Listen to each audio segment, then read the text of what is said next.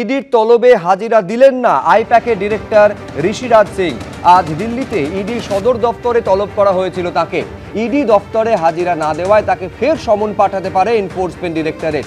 এই মামলার সঙ্গে যুক্ত বিভিন্ন নথিপত্র খতিয়ে দেখছে ইডি।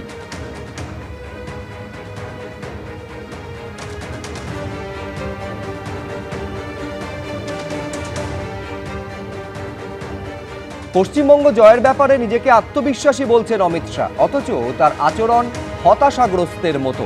ভোটের মুখে ৩ জন আইপ্যাকের ডিরেক্টরকে তলব করা হয়েছে। প্রতিদিন রাজ্যে তৃণমূলের নেতাকর্মীদের বাড়িতে এনফোর্সমেন্ট ডিরেক্টরেট এবং আইটি তল্লাশি চালাচ্ছে। নরেন্দ্র মোদী এবং অমিত শাহ শীঘ্রই ক্ষমতাচ্যুত হবেন, তারাই আমাদের দেখিয়ে দিচ্ছেন ক্ষমতা না থাকলে তাদের সঙ্গে কি আচরণ করা উচিত। আইপ্যাকের ডিরেক্টর ঋষিরাজকে ইডির তলব প্রসঙ্গে এক্স হ্যান্ডেলে পোস্ট প্রাক্তন তৃণমূল সাংসদ সাকেত গোখলে।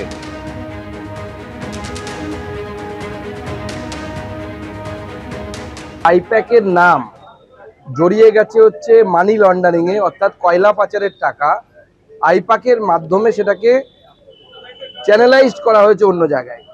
এটা অত্যন্ত চিন্তার বিষয়। যখন একটি নির্বাচন কৌশলী সংস্থা যখন এই ধরনের অবৈধ কাজে জড়িয়ে যায়, তখন স্বাভাবিকভাবে নির্বাচনী কৌশলী সংস্থাগুলো আগামী দিনে কিভাবে কাজ করবে, তাদের ভূমিকা কি হবে, এ নিয়ে কিন্তু বড় প্রশ্নচিহ্ন উঠে যায়।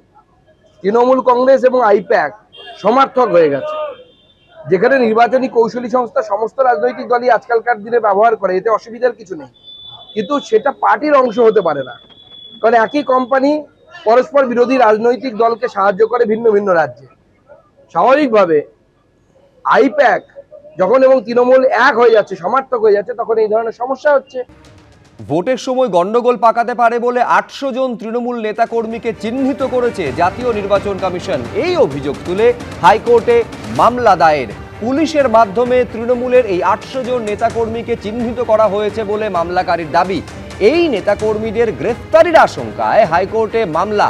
আদালতের হস্তক্ষেপ চেয়ে হাইকোর্টে সওয়াল তৃণমূলের সাংসদ এবং আইনজীবী কল্যাণ বন্দ্যোপাধ্যায়ের।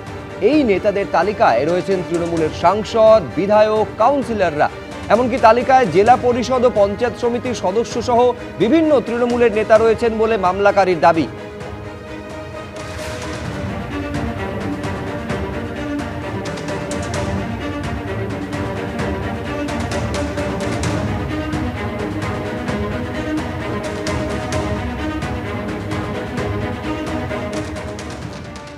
প্রথম দফা নির্বাচনের আগে এক রাতেই ১৩৫ জন দাগি অপরাধী এবার পুলিশের জালে।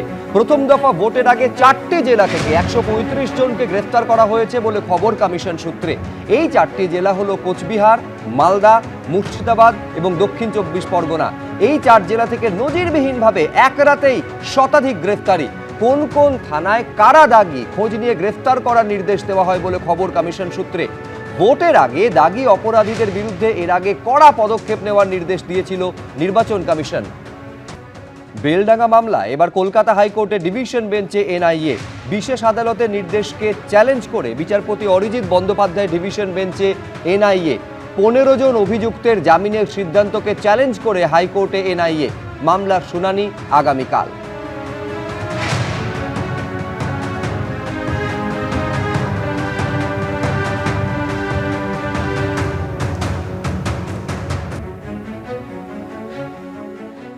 এবিপি আনন্দ এগিয়ে থাকে, এগিয়ে রাখে।